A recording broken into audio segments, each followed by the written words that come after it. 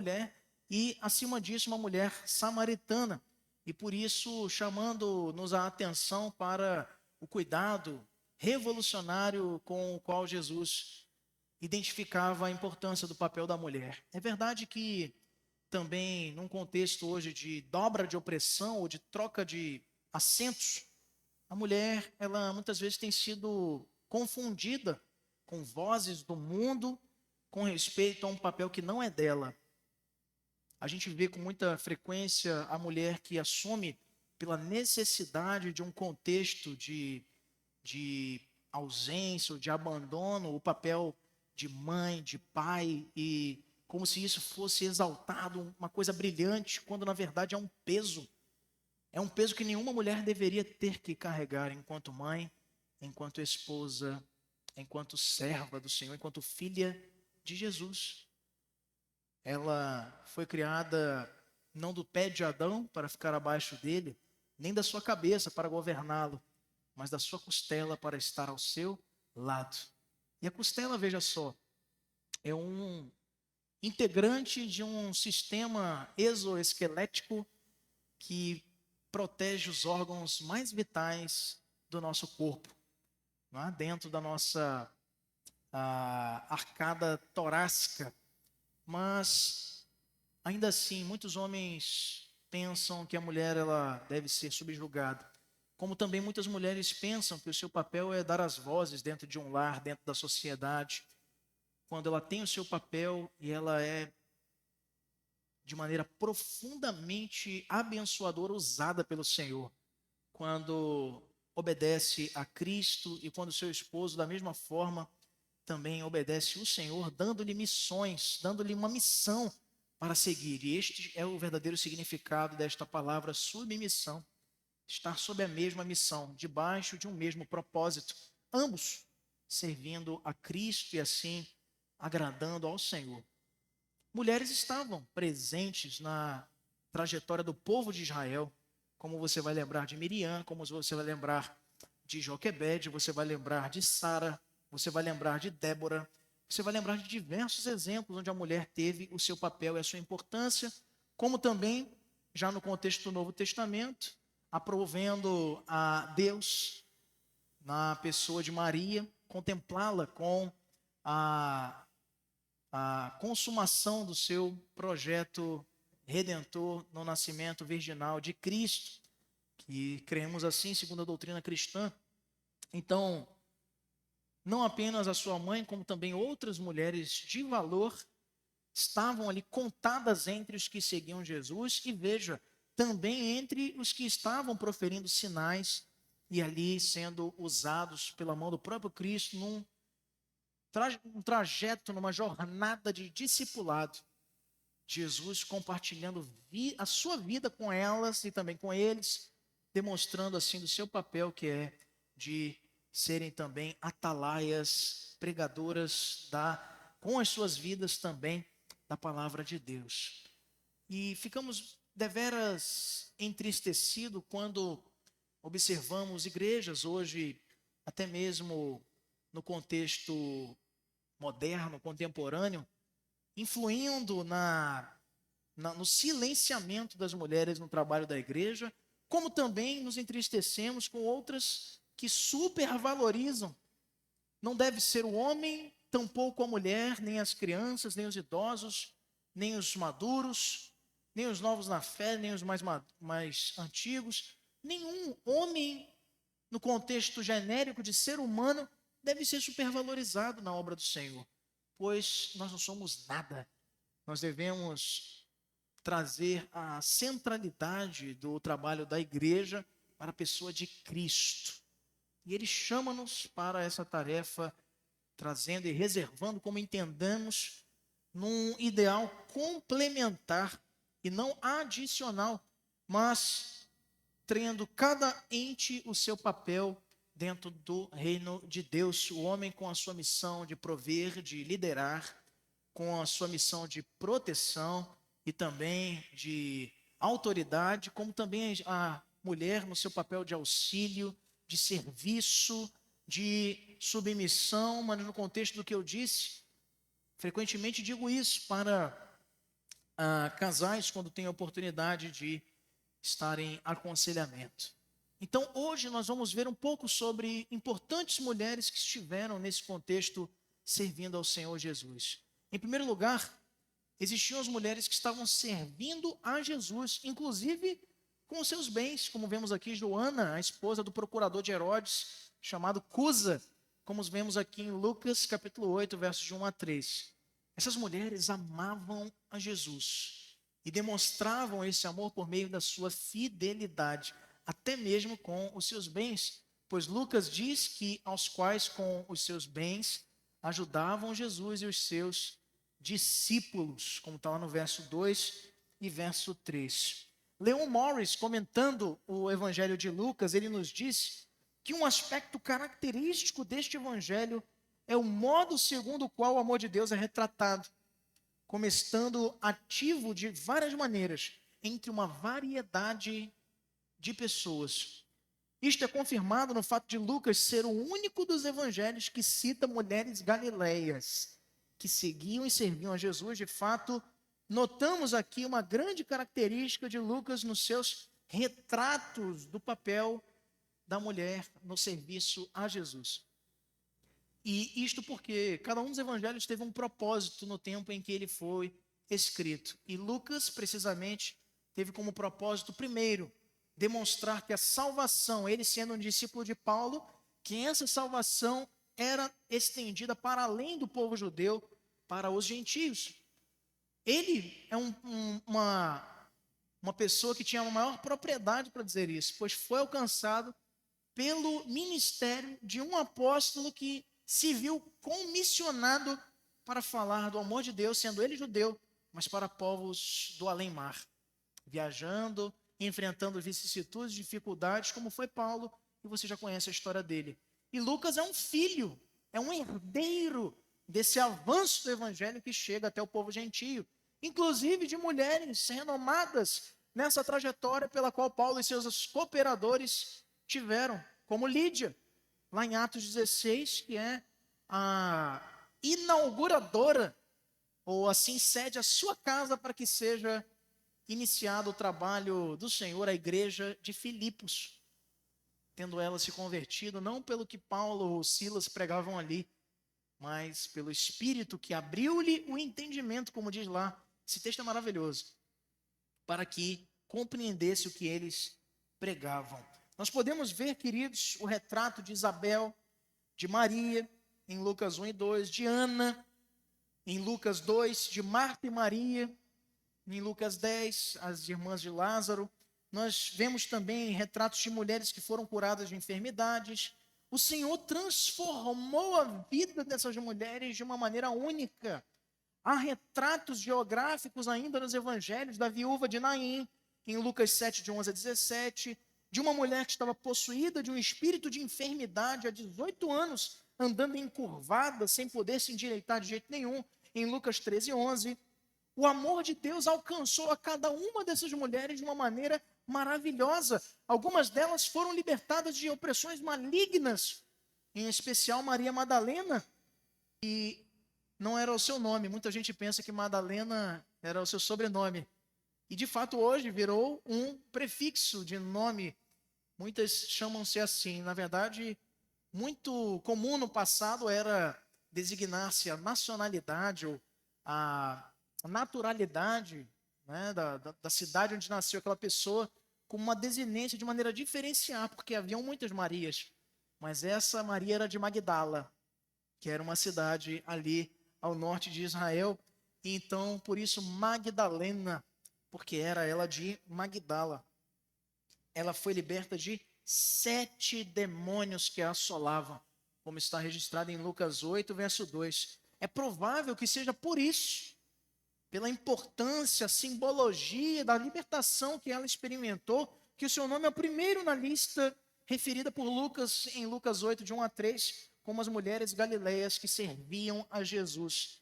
Em todas as passagens que elas são mencionadas, a primeira citada é Maria Magdalena, fazendo assim eco ao que Jesus nos ensina no capítulo anterior.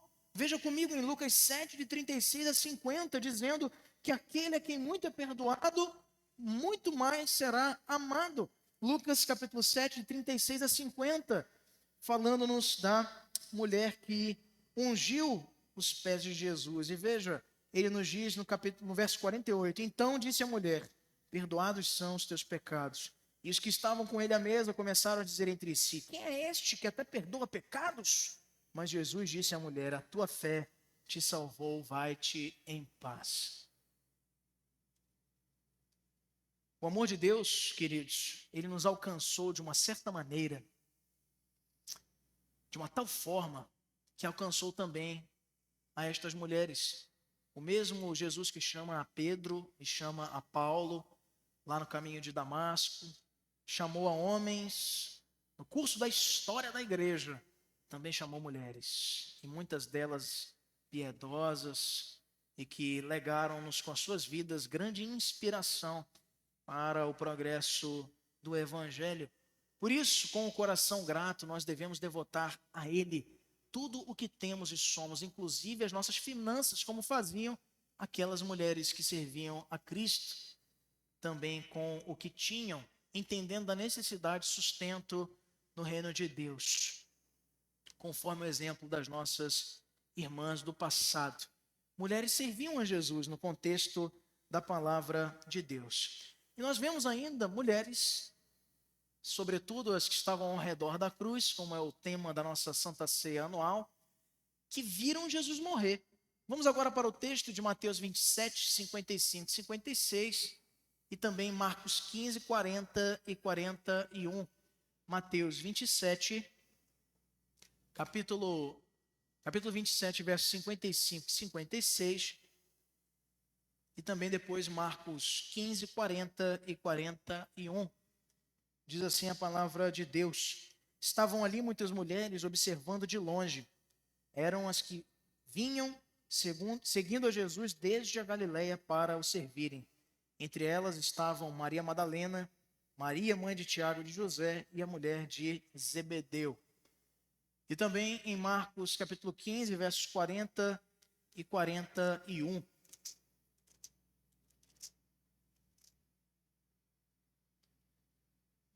Marcos capítulo 15, versos 40 e 41. Diz assim a palavra do Senhor. Estavam ali algumas mulheres observando de longe, entre elas Maria Madalena, Maria mãe de Tiago, o menor, e de José e Salomé, as quais, quando Jesus estava na Galileia, o acompanhavam e serviam, e além destas, muitas outras que haviam subido com ele para Jerusalém. É o tipo de lista que nós chamamos exemplificativa, não é exaustiva. Ele não fala todas as mulheres, por isso ele diz muitas outras estavam ali contadas entre os que seguiam a Jesus. E num momento muito importante, vejam, então, todos os dois textos que lemos, falando do contexto da crucificação. Havia crucis, aquela caminhada no carregar da cruz, onde Cristo foi ajudado, inclusive por um soldado romano e depois por José de Arimateia. E ali elas observavam atentamente o seu mestre cumprindo aquilo que ele disse que iria ou que haveria de acontecer. No dia da crucificação, no dia mais triste ou mais cortante, certamente, para cada discípulo de Jesus, incluindo essas mulheres devotas, aqueles que amavam Jesus estavam ali presentes. Não foram essas mulheres como aquelas de Jerusalém, que batiam no peito e lamentavam, como está lá em Lucas 23, verso 27, ou também no verso 44 e 49. Mas é dito que elas olhavam tudo o que se passava. Os evangelhos nos dizem que eram essas mulheres, Maria Madalena, encabeçando as três listas. E existe uma segunda Maria, chamada mãe de Tiago, o mais jovem, por isso chamado o menor, e de José. João a chama de mulher de Cleopas, um dos viajantes no caminho de Emaús, lá em João 19, 25 e em Lucas 24, 28.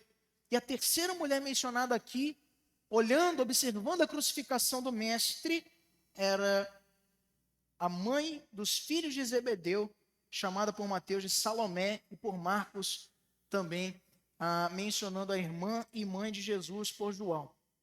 Isso faz de Salomé, segundo o cruzamento de informações, a tia de Jesus e mãe dos apóstolos Tiago e João, que eram, portanto, primos em primeiro grau de Jesus. E todos os evangelhos indicam que, além dessas nomeadas, haviam outras mulheres presentes. Mas observe que este ambiente de acompanhamento ali, não como hoje, era um ambiente extremamente hostil para que aquelas mulheres estivessem entre os seguidores. Certamente não foram poucas as situações em que elas tiveram que lidar com discriminação, lidar com descrédito por parte daqueles que ouviam a mensagem do Mestre, seus sermões, nas suas empreitadas de caminhar pelas cidades, ensinando a respeito do reino de Deus, expulsando espíritos malignos e proferindo sinais para que o povo cresça que ele era o Messias.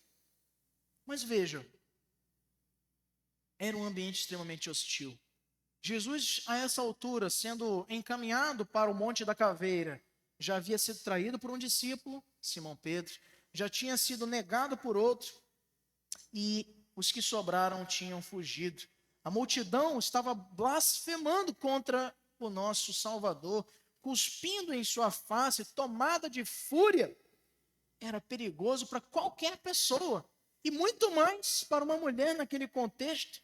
E, entretanto, mesmo em meio a esse caos em que se encontrava a cidade de Jerusalém, no dia da crucificação do nosso Salvador, aquelas mulheres não abandonaram a Jesus. E veja, muitos homens o fizeram. Muitos do que diziam amar a Jesus esconderam-se, temendo pela sua própria vida. Elas não podiam fazer nada por ele, nada. Mas elas permaneceram fiéis. E isso é tão importante que é citado em todos os 4 evangelhos, nos 3 sinóticos e também em João. Todos os evangelhos citam que no episódio da crucificação, Jesus era seguido de longe por essas mulheres fiéis. Nenhuma circunstância era favorável naquele contexto, meus irmãos. Tudo indicava que o caminho era voltar para casa. Mas aquelas mulheres permaneceram, foram corajosas até o fim. Será que nós temos sido como elas, perseverando em meio às oposições que a fé nos apresenta, testemunhando o nome de Jesus com coragem? Será que nós temos agido dessa forma como essas mulheres? Em terceiro lugar, queridos, nós vemos também outras mulheres, aquelas que presenciaram a morte e o sepultamento de Jesus. Elas viram tudo, até o túmulo de Jesus, e foram servir mais uma vez ao seu Senhor, preparando aromas e bálsamos, e não terminaram o serviço, pois o sábado iria começar. Vamos ver lá em Mateus capítulo 27, verso 61. Mateus capítulo 27, verso 61. É dito assim: achavam-se ali sentadas em frente da sepultura Maria Madalena e a outra Maria.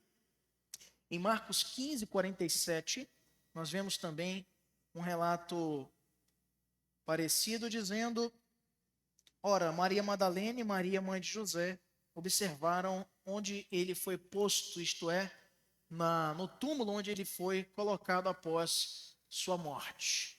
E também em Lucas, capítulo 23, verso 55, nós vemos aí a referência destas mulheres também, testemunhando do contexto do Cristo colocado ali já na sua ressurreição, no verso 55. As mulheres que tinham vindo da Galileia com Jesus, seguindo, viram o túmulo e como o corpo fora ali depositado. Então se retiraram para preparar aromas e bálsamos e no sábado descansaram, segundo o mandamento. Retornariam elas quando? No domingo de manhã, justamente como o texto vai continuar nos dizendo a seguir. É interessante notar como isso é marcante.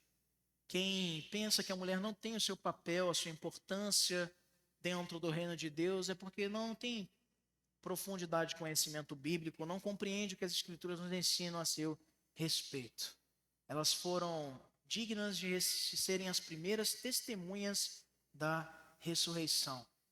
E o interessante é que elas não abandonaram em nenhum momento ao nosso Salvador. E é por isso que, em último lugar, nós vemos as mulheres como alvos da mais importante notícia que o mundo já recebeu. Não tem manchete, não tem jornal que coloque-se em pé de igualdade com este anúncio dado pelos anjos às mulheres que foram perfumar o seu corpo na manhã de domingo, bem cedinho. Que honra essas mulheres tiveram por serem as primeiras a contemplar o Cristo ressurreto, a esperança das nações, o Rei que venceu a morte. No primeiro dia da semana, após o Shabá da Páscoa, pela madrugada, as mulheres já se dirigiam ao sepulcro, quando viram que o corpo de Jesus não estava lá. E se assodaram, se encontraram assustadas, totalmente aterrorizadas. Levaram o meu Senhor, perguntou o homem vestido de branco, perguntando a ela: por que vocês estão procurando entre os mortos aquele que vive? Por que vocês choram? Por que estão aí abatidas? Elas foram as primeiras a ouvirem a boa notícia de que Jesus estava vivo, vendo com os seus próprios olhos que o corpo do seu mestre não estava naquele jazigo. E foram incumbidas com essa notícia de anunciar aos demais discípulos, a Pedro e aos 12, que o Senhor estava vivo, como nós vemos lá em Mateus 28, de 1 a 11, Marcos 16, de 1 a 11, também Lucas 24, de 1 a 10. Maria Madalena foi a primeira a ver Jesus e perguntou a ela por que ela chorava. Os olhos dela se abriram após ouvir e reconhecer a voz do seu Senhor, quando ele a chamou pelo seu nome e exclama: Rabone, meu Jesus ressuscitou. Vamos abrir nossas Bíblias lá em João capítulo 20, nos versos de 1 até o verso 18, onde nós temos esse testemunho tão emocionante do anúncio da ressurreição a Maria Madalena. No primeiro dia da semana, Maria Madalena foi ao sepulcro de madrugada, sendo ainda escuro, e viu que a pedra estava revolvida. Então correu e foi ter com Simão Pedro e com outro discípulo a quem Jesus amava. E disse-lhes: Tiraram do sepulcro o Senhor e não sabemos onde o puseram. Saiu, pois, Pedro e o outro discípulo e foram ao sepulcro. Ambos corriam juntos, mas o outro discípulo correu mais depressa do que Pedro e chegou primeiro ao sepulcro. E abaixando-se, viu os lençóis de linho, todavia não entrou. Então Simão Pedro, seguindo-o, chegou e entrou no sepulcro. Ele também viu os lençóis e o lenço que estivera sobre a cabeça de Jesus, e que não estava com os lençóis, mas deixado num lugar à parte. Então entrou também um outro discípulo, que chegara primeiro ao sepulcro e viu e creu, pois ainda não tinham compreendido a Escritura que era necessário ressuscitar ele entre os mortos. E voltaram os discípulos outra vez para casa. Maria, entretanto, permanecia junto à entrada do túmulo chorando. E enquanto chorava, abaixou-se e olhou para dentro do túmulo. E viu 2 anjos vestidos de branco sentados onde o corpo de Jesus fora posto, um à cabeceira e outro aos pés. Então eles lhe perguntaram: Mulher, por que choras? Ela lhes respondeu: Porque levaram o meu Senhor e não sei onde o puseram. Tendo dito isto, voltou-se para trás e viu Jesus em pé, mas não reconheceu que era Jesus. Perguntou-lhe Jesus: Mulher, por que choras? A quem procuras? Ela, supondo ser ele o jardineiro, respondeu: Senhor, se tu o tiraste, dize-me onde puseste, eu o levarei. Disse-lhe Jesus: Maria. Ela, voltando-se, lhe disse em hebraico: Rabone, que quer dizer mestre. Recomendou-lhe Jesus: Não me detenhas, porque ainda não subi para meu Pai, mas vai ter com os meus irmãos e dize-lhes: Subo para meu Pai e vosso Pai, para meu Deus e vosso Deus. Então saiu Maria Madalena anunciando aos discípulos: Vi o Senhor, e contava que ele lhe dissera estas coisas. Um detalhe muito interessante desse texto é a visão que ela tem olhando para dentro do túmulo onde Jesus havia sido colocado. É dito que 2 anjos estavam, sendo um sentado à cabeceira do local onde ele tinha sido posto e também um onde estavam os seus pés, fazendo-nos a imagem, ilustrando exatamente a mesa do altar. Ali na contemplação da imagem de uma arca, a arca da aliança, que tinha, lembre-se só, um anjo em cada uma de suas pontas, referindo-se ao cumprimento do último sacrifício, a última oferta que é concretizada em Cristo.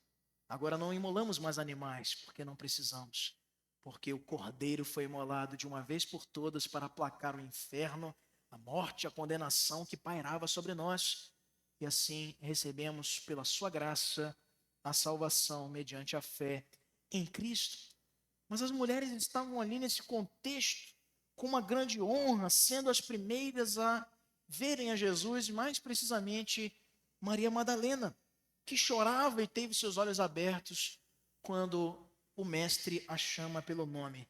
Cristo honrou cada uma dessas mulheres com amor, com serviço, contemplando a fidelidade delas ao se revelar a elas primeiramente, identificando, quem sabe, que muitos dos homens se acovardaram naquele contexto do martírio do seu Salvador, enquanto elas testemunhavam cada um de seus passos à cruz, depois ao sepulcro, como também da sua vitória sobre a morte.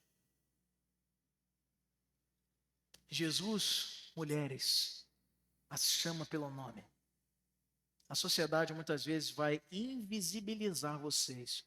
Algumas igrejas também, tristemente, farão da mesma forma. Outras vão também colocá-las em pedestais. Fujam destas da mesma forma. O lugar da mulher é o lugar do serviço, é o lugar da fidelidade, é o lugar da honra do amor de Cristo que Ele tem para cada uma de vocês. Este mês não é um mês que deva ser exclusivo desta preocupação que nós devemos ter em relação à feminilidade. Se você recebeu o nosso boletim da igreja nesse mês, existe um texto na capa dele para que você reflita sobre o verdadeiro papel de uma feminilidade bíblica e que deve ser sempre ressaltada, nos trazendo inspiração para a nossa caminhada. Nenhum trabalho do Senhor é vão. É o que nos diz Paulo lá em 1 Coríntios, capítulo 15, verso 58. O Senhor é aquele que vê os invisíveis. Ele vê as pessoas que amam ao seu nome e trabalham para a sua glória, no serviço correto e honesto em cada um dos ministérios da sua igreja, na anunciação do evangelho, na limpeza do salão de culto ou de reuniões, no cuidado do lar, na educação dos filhos. Tudo que é feito para o Senhor, Ele vê e recompensa. Por isso, façamos com firmeza e constância a sua obra, porque Ele nos diz, nesse mesmo texto, sempre abundantes na obra do Senhor, sabendo que no Senhor o trabalho de vocês não é vão. O Senhor Jesus, Ele quebra com esses muros de gêneros, muros de posições sociais, de circunstâncias financeiras. Nada disso importa para Cristo, porque o que importa para Ele é exatamente o que Ele vai tratar de fazer pelas nossas vidas, mudando o nosso interior para tornar vivo, abundante, fértil, aquilo que estava antes morto, decadente e condenado. Ele tira-nos do império das trevas, Ele leva-nos para o reino do Filho do seu amor, para a sua luz, para nos fazer peças, ferramentas, instrumentos extremamente úteis nas suas mãos. Não por nada que você possa fazer enquanto mulher, enquanto homem, enquanto jovem, enquanto idoso, enquanto criança. Todos nós somos alguma coisa em Cristo pelo que Ele é em nós. Porque já não sou eu quem vive, mas Cristo vive em mim. Se é Ele, então, que vive em nós, toda honra, toda glória e todo louvor seja dado ao seu nome exclusivamente. As mulheres, elas têm um papel muito importante na obra do Senhor. E eu penso que na igreja presbiteriana, apesar de muitas falhas e erros, que como uma igreja formada por pecadores terá, e não é um requisito, um privilégio da nossa, todas elas terão seus erros, mas privilegia, pelo menos aquelas que são fiéis, como esta eu garanto a vocês privilegia o trabalho da mulher como deve ser, dando espaço, dando trabalho, dando serviço para que elas cresçam, sejam edificadas, trabalhando para o Senhor, pregando o Evangelho e cumprindo com a palavra de Deus no tocante ao auxílio que devem prestar em suas famílias, nos seus trabalhos, na sua vida social, como testemunhas de Cristo, discípulas como Marta, como Maria Madalena, como a mãe de Jesus, como tantas outras mencionadas ao longo desse sermão. As mulheres não foram insignificantes no ministério de Jesus. Diferente da forma como eram tratadas naquele tempo, em que nem ao menos eram contadas, como está lá no episódio da multiplicação dos pães e peixes, em Mateus 14, 21, as mulheres foram honradas pelo nosso Senhor. E o nome delas está registrado nos evangelhos. Isso é muito significativo. Elas foram as primeiras a obedecer ao ide e anunciai. Antes dele dizer isso a todos os discípulos, ele disse isso a Maria Madalena: ide e anunciai isto aos meus irmãos, porque ainda não subi ao Pai, mas vou para Ele. Diga isso a eles. Mulheres, quando não souber o que falar, quando estiverem insegura no contexto do exercício da tua fé, anuncia o que Ele fez por você. Anuncia o que os teus olhos viram da parte de Deus. Compartilhe os tesouros que Ele tem te fornecido. Esse é o teu papel. Esse é o papel do homem. Esse é o papel de todos os verdadeiros, genuínos servos do Senhor. Kevin DeYoung, um teólogo reformado contemporâneo, ele diz que Jesus nunca tratou as mulheres como inferiores, nem como competidoras dos homens. Ele as honrou, ensinou e enviou para testemunharem sobre ele.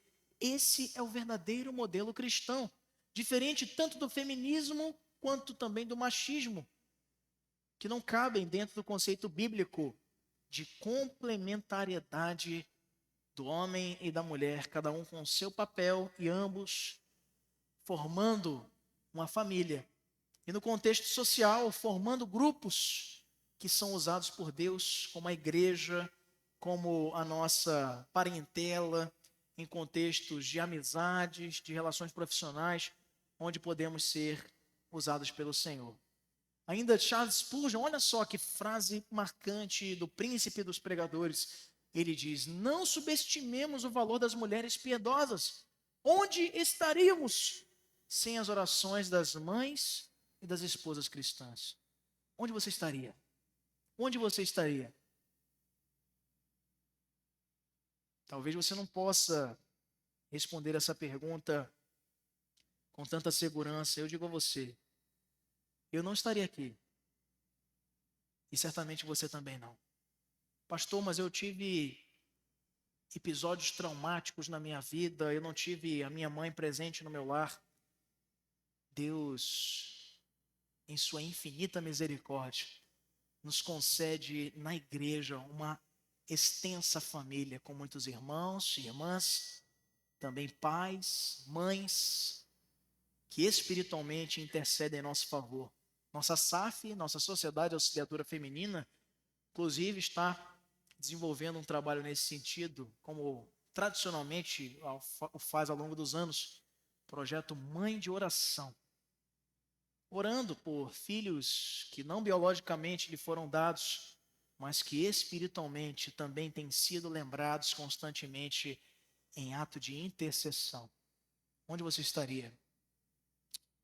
Provavelmente não estaríamos aqui sem as orações de mães, de mulheres piedosas, devotadas ao Senhor, no seu serviço, como essas que seguiram a Jesus, acompanhando até o fim. Meus amados irmãos, é chegado o momento de nós celebrarmos a mesa do Senhor, e para isso nós queremos chamar aqui à frente os nossos presbíteros regentes da Igreja do Senhor, nosso irmão presbítero Manuel Rodrigues de Souza, também presbítero José de Ribamar Santos, conselheiros desta igreja, presbíteros, líderes do povo de Deus. E